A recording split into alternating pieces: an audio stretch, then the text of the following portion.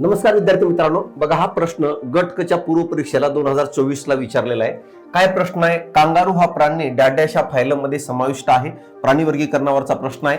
सरीसृप आहे, उभयचर, सस्तन आणि पक्षी.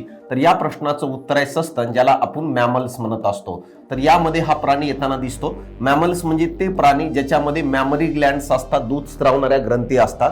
आणि या मॅमल्सचे 3 गट पडत असतात. एक आहे प्रोटोथेरिया, दुसरा असणार आहे मेटोथेरिया आणि तिसरा असणार आहे युथेरिया.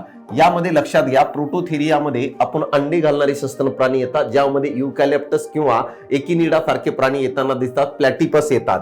आणि मेटोथेरिया म्हणजे ते असतात जे अपरिपक्व पिल्लांना जन्म देत असतात आणि यांच्यामध्ये बाह्य बाजूला एक थैली असते आणि यांच्यामध्ये आपण बघितलं तर गर्भाशय प्रेझेंट असतो. आणि ह्याचंच उदाहरण आहे तो म्हणजे कांगारू, जे बाह्य बाजूला आपल्याला थैली आढळते. कांगारू बद्दल आणखी एक गोष्ट लक्षात घ्या, जेव्हा तो जन्म घेत असतो त्याचा आकार हा गव्हाच्या दाण्या एवढा असतो आणि विकसित झाल्यानंतर एक गाय किंवा बैल एवढं होत असतो. आणि युथेरियामध्ये परिपक्व पिल्लांना देणारे सस्तन प्राणी येतात, ज्याच्यामध्ये मानव असतील किंवा बाकीचे सस्तन प्राणी येताना दिसतात. मित्रांनो, धन्यवाद.